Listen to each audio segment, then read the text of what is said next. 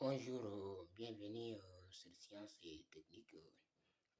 Dans cette vidéo, je vous présente notre premier cours de physique qui fait partie d'une série de cours de physique. Voilà, dans ce cours, nous allons aborder quelques notions de la cinématique. Voilà, ce cours est composé de deux parties. Et voilà, ça c'est la toute première partie. Maintenant, ici, donc dans ce cours, nous allons aborder quelques notions de la cinématique. Et juste après ce cours, une autre vidéo pour faire des exercices d'application. Donc l'histoire de bien assimiler les notions abordées ici. Voilà. En premier lieu, nous allons parler de la définition. Voilà, de la définition de... Voilà, on dit que par définition, on dit que la cinématique est la partie de la mécanique qui s'occupe de l'étude des mouvements des corps indépendamment des causes qui provoquent ces mouvements. Voilà. Donc ça, c'est la définition de la cinématique. On dit c'est quoi? C'est l'étude des mouvements des corps. Voilà, indépendamment des causes qui provoquent ces mouvements. Ça veut dire quoi? Dans l'étude cinématique du mouvement d'un corps, on ne s'intéresse pas aux causes qui ont provoqué ces mouvements. Voilà. Autrement dit, on ne s'intéresse pas aux forces qui sont à l'origine des mouvements du corps. Voilà. On se contente de faire une étude cinématique du mouvement du corps, voilà, qui a pour objectif de répondre à ces questions. On dit, par exemple, ici, on dit, dans la plupart du temps, étudier le mouvement d'un objet consiste à donner des réponses aux questions suivantes. Voilà, la première question, c'est, donc, dans l'étude du mouvement des corps, il faut être en mesure de dire où se trouve l'objet. Voilà, il faut être aussi capable de savoir quand est-ce que l'objet se passera à une position donnée. On vous donne une position et un endroit où est lieu et on vous demande à quel moment le corps qui est en mouvement arrive à cette position. Donc on peut vous demander de déterminer la vitesse à laquelle le corps se déplace ou bien si l'objet est en train d'accélérer ou bien s'il décélère. Voilà. Donc c'est des questions auxquelles on pourrait être confronté dans l'étude du mouvement d'un corps. Voilà. Et juste après la définition, donc la première des éléments qu'on va aborder ici, c'est quoi? C'est la notion de référentiel. Donc c'est très important. C'est quoi un référentiel? On dit un référentiel, c'est quoi? C'est un objet de référence par rapport auquel on étudie un mouvement. Voilà. Donc c'est très important. Et sachez que ici, par exemple, on dit la phrase mouvement d'un objet n'a de sens que lorsqu'on se réfère à un autre objet. Ça veut dire quoi? Si vous avez un corps A et que vous voulez étudier le mouvement du corps A, il vous faut forcément un corps B, voilà, qui va vous servir comme objet de référence. Donc c'est par rapport au corps B que vous allez étudier le mouvement du corps A. Voilà. Donc il faut définir d'abord au préalable le corps B pour pouvoir étudier le mouvement du corps A. Voilà. Et donc ce corps B-là maintenant serait notre référentiel. Donc il est donc nécessaire de définir ce qu'on appelle un référentiel. Donc il y a un autre qui est solide de référence dans lequel un observateur doit se fixer pour se rendre compte du mouvement de l'objet, voilà, qui fait l'objet de l'étude du mouvement. Maintenant, par exemple, pour des mouvements se produisant autour de la Terre, c'est-à-dire ou à des altitudes, je dis autour de la Terre, c'est-à-dire sous la surface de la Terre, ou bien à des altitudes non loin de la Terre, on peut utiliser la Terre comme celui de référence. Voilà.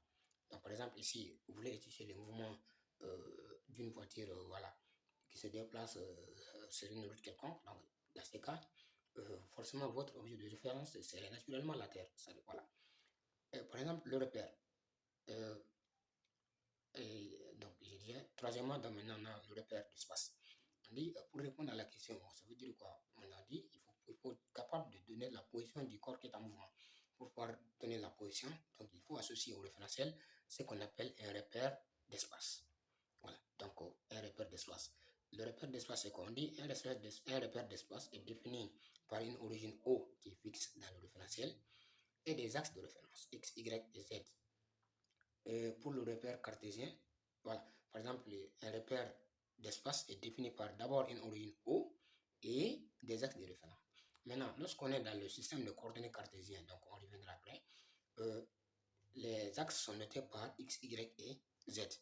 Voilà. Et ces axes-là vont permettre à l'observateur de juger dans quelle direction se trouve l'objet. Voilà. Maintenant, en toute logique, on dit l'origine O du repère doit être placée sur l'observateur. Voilà.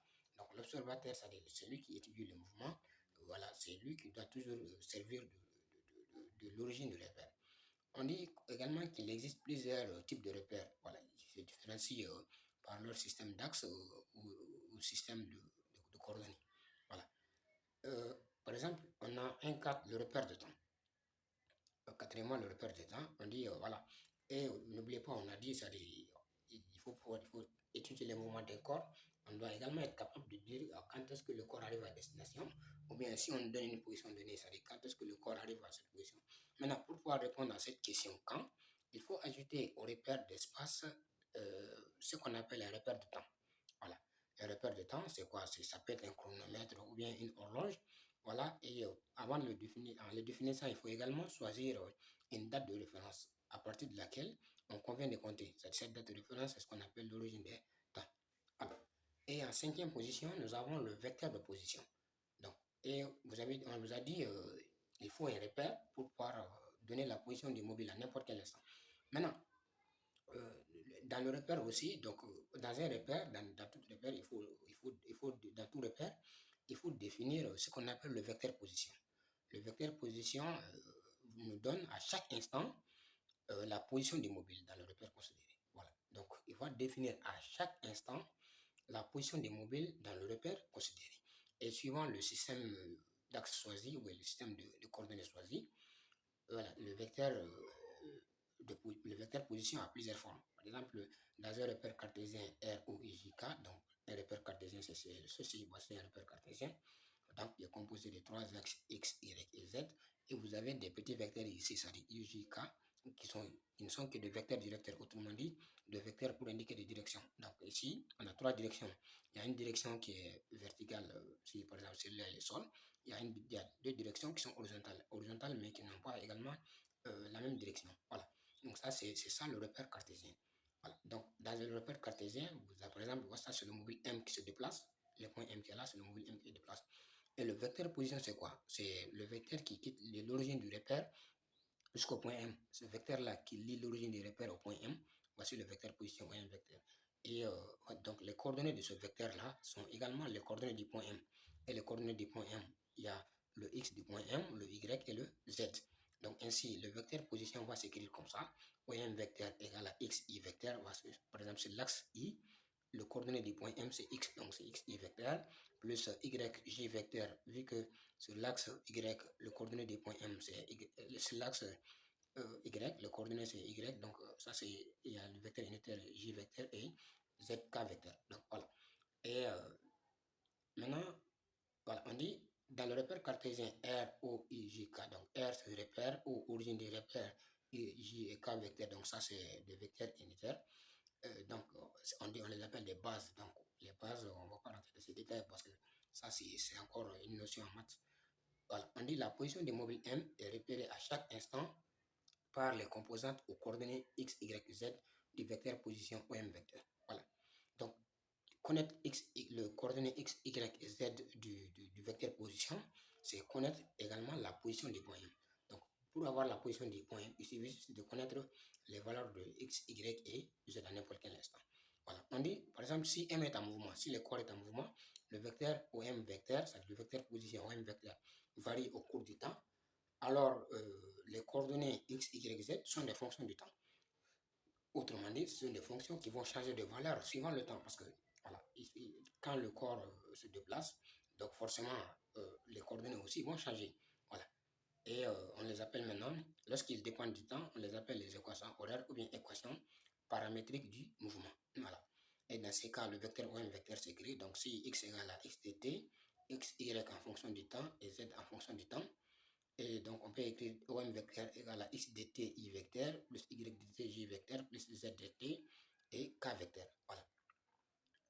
Maintenant, on dit, ici c'est très important, on dit par exemple la norme du vecteur OM vecteur, la norme OM vecteur du vecteur position représente la distance parcourue par le mobile à l'instant t. Voilà. Donc, la norme de OM vecteur, donc quand vous calculez la norme, forcément, il sera en fonction du temps aussi. Donc, ça, c'est la distance parcourue à l'instant t. Donc, quand on fera des exercices d'application, donc ces notions, on va faire les applications, ensuite, on va encore mieux expliquer ces notions.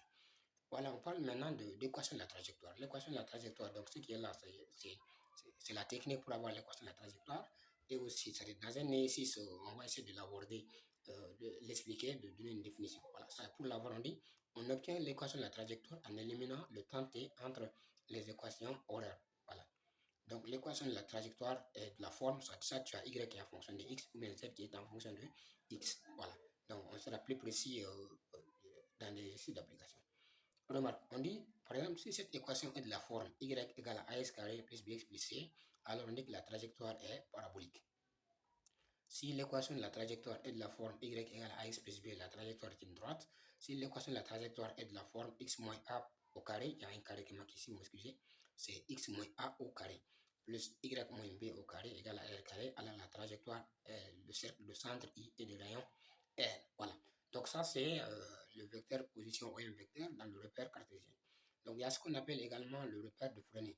Voilà. Il y a d'autres repères, maintenant, donc voilà, qui feront l'objet de notre cours. Voilà, j'espère qu'on aura le temps, on le fera. Voilà. Alors, il y a le repère de Fresnel. On dit pour des mouvements circulaires ou pour des mouvements curvilignes, le système de coordonnées, l'étude en système de coordonnées cartésiennes est complexe. Voilà, ça peut être complexe. Et le repère de Fresnel, c'est-à-dire qui est centré à M, ça veut dire quoi? L'origine du repère de Fresnel, c'est le mobile M même qui se déplace. Le mobile M qui se déplace qui est l'origine du repère. Peut contenir cette difficulté. Donc, l'origine du repère de Fresnel sur le point M, le mobile qui est en mouvement, et on lui associe deux vecteurs qui sont T vecteur et N vecteur. Comme on avait les vecteurs I, J et K vecteurs dans le repère cartésien, dans le repère de Fresnel, on a T vecteur et N vecteur. Voilà. T vecteur, on dit vecteur unitaire qui est tangente à la trajectoire. N vecteur, vecteur unitaire orthogonal à la trajectoire. Donc, ce vecteur qui est là, elle est directement orthogonale à ce vecteur. Donc, toutes ces notions relèvent des questions de mathématiques. Voilà. Maintenant, on dit pour repérer la position du mobile, on choisit le point. Pour repérer la position du mobile, on choisit un point M0. Excusez, la phrase n'est pas tellement correcte ici. On choisit un point M0 et on oriente la trajectoire. Alors, par exemple, ici, on a un point M qui se déplace sur une trajectoire qui est circulaire. Voilà. Donc, pour repérer sa position, donc on choisit l'origine ici, ça c'est le point M0. Et on oriente la trajectoire. Donc, ça veut dire quoi? Le mobile se déplace dans ce sens, donc on va orienter la trajectoire dans ce sens. On dit la position de M est donnée par la mesure algébrique de l'arc M0M. Donc l'arc qui est là, cet arc-là qui est là, l'arc M0M, c'est ce qui va donner la position du mobile. Voilà. Et on peut le noter par S. Donc n'oubliez pas, donc mathématiquement, l'arc qui est là, il est égal à quoi? Il est égal au rayon de courbure fois l'angle de l'ouverture. Donc S égale à R fois θ. Voilà. Donc S, on appelle ça l'abscisse curviligne. Voilà. Maintenant, vecteur vitesse. Alors, nous avons parlé de vecteur position et tout ça dans un exercice d'application. Donc, on va essayer de m'expliquer. Vecteur vitesse. Vecteur vitesse moyenne. On dit soit M1 la position d'un mobile M à l'instant T1. M2 sa position à l'instant T2. Le vecteur vitesse moyenne est défini par Vm vecteur égal à M2 moins M1 sur T2 moins T1. C'est quoi? C'est la vecteur position. C'est un vecteur position à l'instant T2 moins un vecteur position à l'instant T1 sur T2 moins T1. Donc ça, c'est la définition de vecteur vitesse moyenne. Donc ici, on va juste essayer de donner des formules. Donc c'est avec un exemple concret que la compréhension serait plus facile. Voilà. Donc il y a également ce qu'on appelle le vecteur vitesse instantanée. On dit la vitesse instantanée représente la valeur de la dérivée du vecteur position par rapport au temps. Voilà. Donc c'est la dérivée par rapport au temps du vecteur position qui donne le vecteur vitesse instantanée. Voilà. On dit, elle représente le vecteur qui est toujours tangent à la trajectoire et dirigé dans le sens du mouvement. Voilà. Donc, dans le second cours, on abordera ces notions. Par exemple, aussi, on dit expression de la vitesse instantanée dans la base O, I vecteur, J vecteur, K vecteur. Donc, l'expression de la vitesse. Donc, on avait dit que OM vecteur s'écrivait comme X, I vecteur, plus Y, J vecteur, plus Z, K vecteur. Donc, je vais retourner un peu pour que vous puissiez. Voilà, OM vecteur, ça c'est l'expression du vecteur position dans la base cartésienne. Maintenant, quelle est l'expression du vecteur vitesse dans le repère cartésien? Voilà. Donc, l'expression du vecteur de la vitesse instantanée dans la base O, I vecteur, J vecteur, K vecteur, c'est quoi? Donc, je vois ici l'expression de vitesse instantanée d carré de x. Donc, ça, c'est des erreurs. Hein. Il n'y a pas le carré. C'est dérivée de x par rapport au temps. C'est la dérivée première de x par rapport au temps. La dérivée première de y par rapport au temps. La dérivée première de z par rapport au temps. Voilà. Et donc, que c'est l'expression de l'accélération qui est là. Attendez. Voilà, c'est ici. Donc, j'ai sauté, c'est moi qui sauté la partie. Ok, c'est ici. L'expression de la vitesse instantanée dans le repère O et J. Donc, voici la vitesse V vecteur. Le vecteur vitesse, donc il s'écrit comment? La dérivée de x par rapport au temps, I vecteur, plus la dérivée de y par rapport au temps, J vecteur, plus la dérivée de z par rapport au temps, K vecteur. N'oubliez pas l'expression de OM qui était x, I vecteur. V vecteur, c'est d de x, d de t, I vecteur. Il y avait YJ vecteur, ça c'est d de y, c'est d de t, J vecteur. Il y avait ZK vecteur pour OM. Ici, on a d de z, c'est d de t, K vecteur. On pourrait également l'écrire comme ça. d de x, d de t, d de y, c'est d de t, d de z, c'est d de t. En référence à la notation de la dérivée en maths, c'est-à-dire le prime, la dérivée de la fonction d'une fonction f, c'est f'. Donc ici, c'est ce qui a été utilisé ici, mais sauf qu'en physique, au lieu de prime, on met des points sur les lettres. Voilà, x point, y point, z point. Voilà, ça veut dire simplement la dérivée de x, la dérivée de y, la dérivée de z. Donc la norme du vecteur vitesse, l'intensité du vecteur vitesse, ou la norme, c'est v égale à racine carrée de vx carré plus vy carré plus vz carré. Et s'exprime en mètres par seconde, donc c'est l'unité du système international. Maintenant, on va parler également du vecteur accélération. Le vecteur accélération, l'accélération, vecteur accélération moyenne. Ici aussi, donc la vitesse, soit V1, si V1 est la vitesse à l'instant T1, V2 la vitesse à l'instant T2, le vecteur accélération moyenne est par définition AM égale à 100. Donc il y a la vecteur accélération instantanée qui est dérivée de la vitesse par rapport au temps aussi. Il y a également son expression. Voilà. Donc je suis à court de temps, donc j'essaie d'aller plus vite. Mais dans un exemple, on va essayer de bien les assimiler dans un exemple. Voilà. Donc ça, c'est des remarques sur l'accélération, sur le signe de l'accélération. Si, par exemple, A scalaire V est supérieur à 0, et A et U sont des mêmes sens, ainsi de suite. Donc, voilà, vous pouvez, en regardant la vidéo, vous maintenez la pause pour essayer de lire ces notions. Voilà.